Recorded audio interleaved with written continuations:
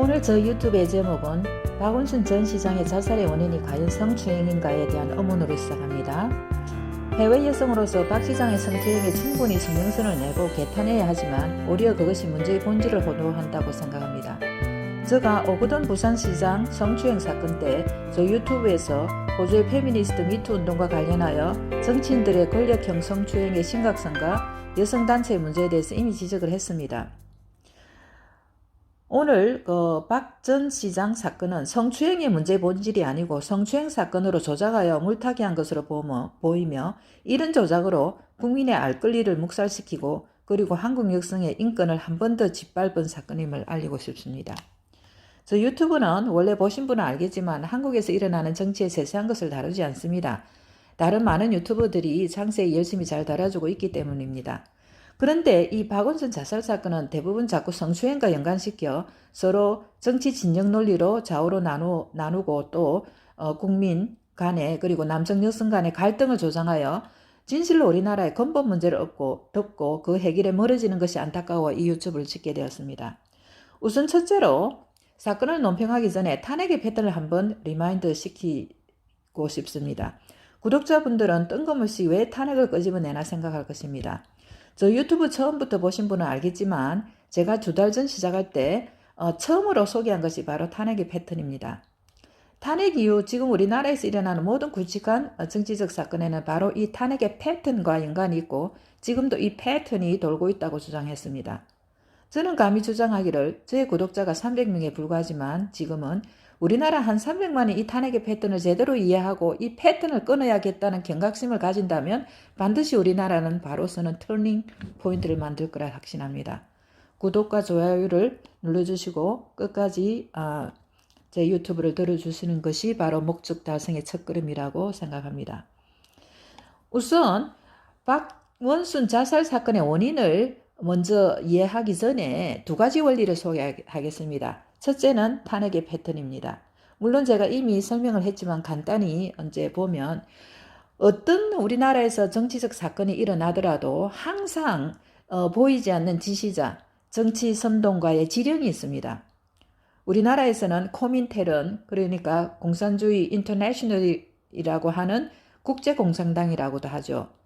즉 중국 공산당과 북한 통정부가 바로 보이지 않는 지시자라고 보면 됩니다. 이것은 제가 하는 헛말이 아니고요. 박지원 의원을 국정원 원장으로 임명한 것도 북한의 지령이라는 보도가 나왔습니다. 이미. 그러면 남쪽 정부에서 행동대원이 그 지령에 의해서 움직입니다. 그 행동대원은 이제 지금 우리 주사파 현재 정치권 실세들 주사파들이죠. 그리고 그 뒤에 이제 행동 종북좌파, 노조, 정교조, 주사파, 자생 간첩, 제스위트 이런 분들이 이제 움직이는 겁니다. 그리고 나서 이제 방송과 미디어를 이용해서 대중을 선동하고 기만하는 거죠. 그리고 주로 프레임을 걸어 희생양을 만듭니다. 그래서 보면 오피니언 리더들이나 경찰, 사법, 검사, 교육, 역사, 정부 모든 그 관계자들이 다 연루되어 있는 거죠. 그 다음에 가끔 내부의 적을 이용하기도 합니다. 그래서 기득권에 있는 경쟁 반대자들을 매수하여 함께 이제 목적을 달성하려고 이제 하는 거죠. 그 다음에 그렇게 하면 일반 선량한 국민들이 엄청 쉽게 선동당하는 거죠. 그래서 반복적 매체 방송으로 집단 지성 마비가 일어나고 판단력을 상실하고 자신들이 무슨 일을 하는지를 모르는 겁니다. 그래서 결국 마지막 자기네들이 원하는 목적을 이루게 되는 거죠. 그 다음에 제가 2번째 이제 원리를 소개하고 싶은 것이 바로 생명나무입니다. 이 그림에서 보다시피 이 그림은 오스트리아 유명한 화가 구스타프 크림트가 그린 생명의 나무라는 그림입니다. 아주 유명한 그림이죠. 그래서 이 그림을 자세히 보면 이 생명나무 왼쪽에 희광겨 있는 왼쪽의 여인은 기대, expectation, 기대를 상징하고 오른쪽 나무 옆에 포옹하고 키스하는 여자는 성취를 상징한답니다. 아주 이제 좋은 거죠. 그래서 이 그림은 탄생, 죽음, 변화, 생명의 순환과 연결이라는 거대한 주제로 연결되어 있다고 합니다. 그래서 상징적으로 우리나라 자유민주나무는 탄핵 전까지 민주화 산업화로 비교적 세계 유례 없이 건강하게 잘 자라고 있었습니다. 엄청 자랑스럽죠. 그래서 열매를 따서 평등하게 잘 나눠주는 복지, 평등, 환경만 잘 보호하고 만들면 거의 세계 유례 없는 아름다운 자유민주 나무로 키울 수 있었습니다. 그것을 건강한 민주자파들이 마무리해 주길 기대했죠.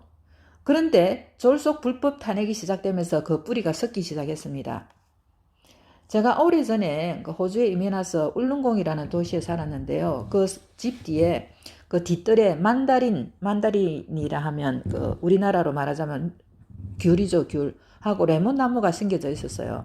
그래서 이제 그 겨울 되면 만다린이 많이 여니까 그걸 따서 먹곤 했는데 조금 당도를 좀 더 높이려고 제가 과일하고 채소 껍질을 나무 주위에 덮어주었어요. 그랬는데 너무나 갑자기 그 싱싱하던 나무가 시들시들해지더니 결국은 죽어버린 거예요. 그래서 그 이유를 알아보니 그 과일과 그 나무 채소 껍질에서 생긴 그 썩으면서 생긴 세균이 변식해서 그 나무의 뿌리를 파먹어 들어가 썩게 된다고 합니다. 그래서 결국은 그 나무를 잘라버리고 말았는데, 그래서 박원순 전 시장 사건은 바로 뿌리가 썩은 나무의 결과로 나타나는 여러 사건 중에 한 사건입니다. 탄핵 이후 정치가들 주위에 터진 여러 그 썩은 열매들을 보세요. 김경수의 드루킹 사건이 있었죠. 그 다음에 안희정의 미투 사건, 또 하나 썩은 열매는 이재명 성남지사의 그 형을 정신병원에 불법 감금한 사건이 있었고, 노회찬 자살 사건이 있었죠. 그 다음에 조국 사태가 있었고, 그 다음에 최근에는 오거돈 성추행 사건이 있었고, 그 다음에 윤미향 사건이 있으면서 정의연 소장 자살 사건이 있었죠. 이 모든 사건들이 이제 모여서 4.15 부정선거라는 가장 크고 썩은 열매를 맺은 겁니다.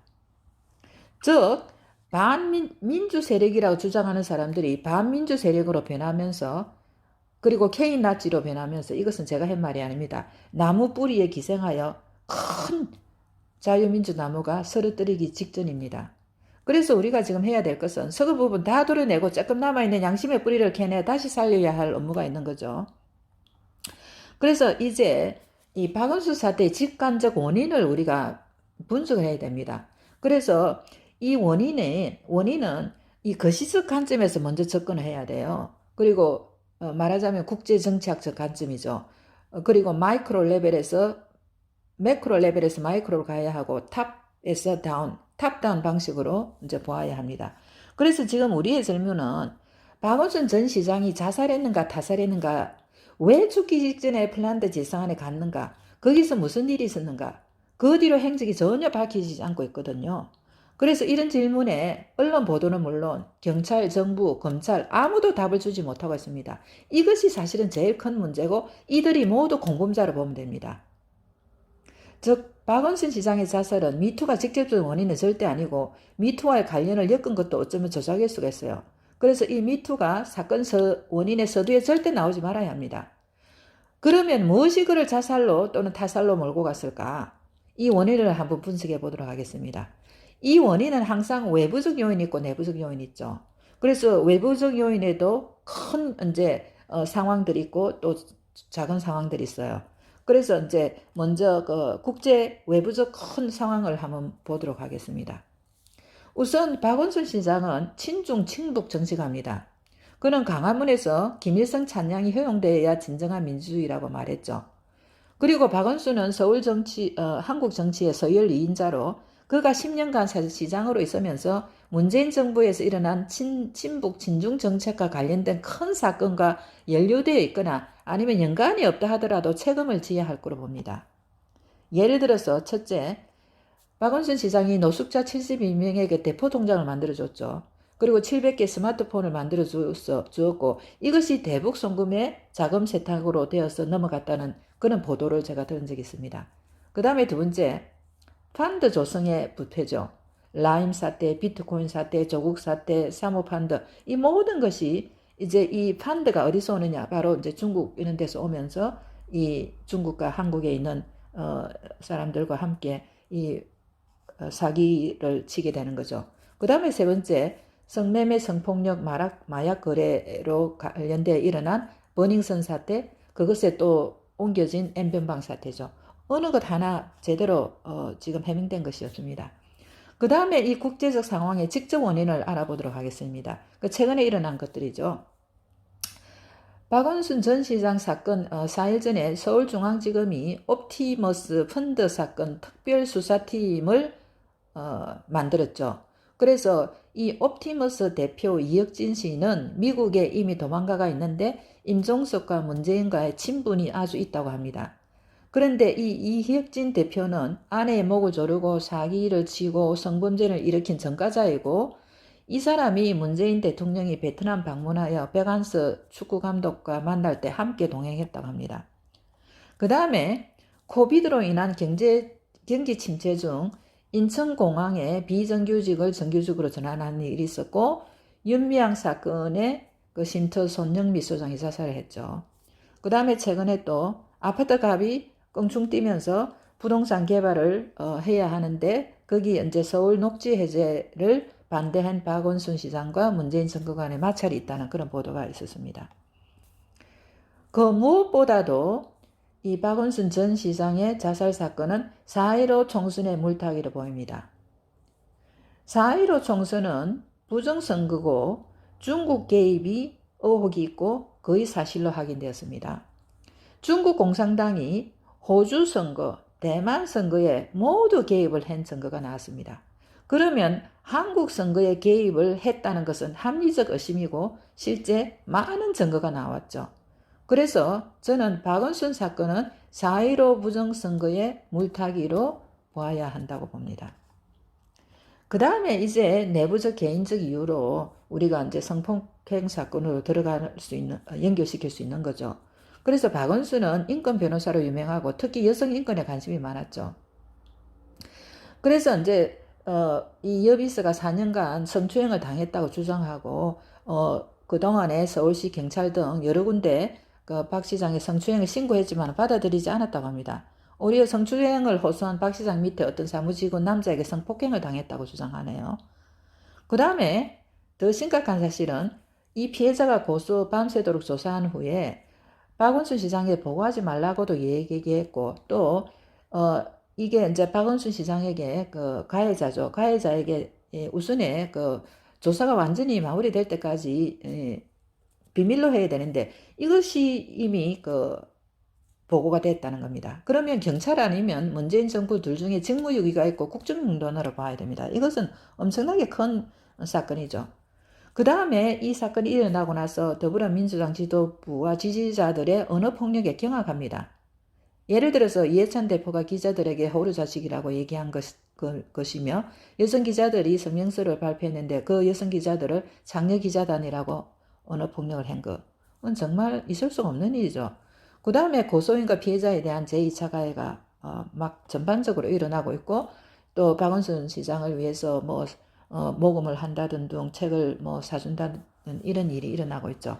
그래서 이 모든 것이 보이지 않는 조작자들, 방조자들과 공모자들, 이런 사람들이고, 이런 사람들이 바로 이 총체적 부정과 부패를 눈 감고 침묵하는 모든 한국의 사람들이 내부 동조자라고 저는 봅니다. 그 문제와 해결을 한번 요약해 보도록 하겠습니다. 박원순 전 시장의 죽음은 우리나라의 현 문제의 종합판이라고 저는 생각합니다. 물론 조국도 그랬지만요. 첫째는 법치주의 파괴입니다. 철저히 위의 상황과 관련된 자살의 의혹을 명백히 밝혀야 합니다. 이제는 더 이상 의혹을 덮어서는 안 되고 다 명명백비 밝혀야 합니다.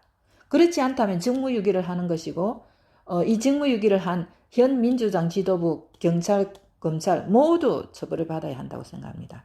두 번째, 정치 진영화. 박 전 시장 사건을 정치화하고 진영화하여 국민 갈등으로 모는 정치 지도자들은 반성해야 되고, 이 사건을 성추행으로 축소하는 모든 좌우 지도자 반성해야 됩니다. 세 번째, 사회 갈등 심화. 박원순 전 시장의 정치가의 자살은 더 이상 용납할 수 없고 미화돼서도 안 됩니다.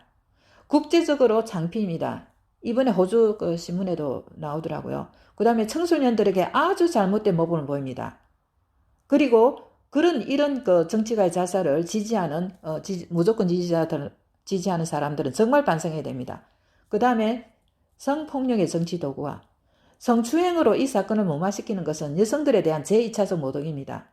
성추행을 정치 도구화하고 아직도 권력형 성폭력이 난무하고 언어폭력을 예사로 하는 한국 지도부 남성들의 자숙이 필요하고 피해자를 보호하고 상담을 통해 정신건강을 지키도록 입부부하고 보호해줘야 한다고 생각합니다.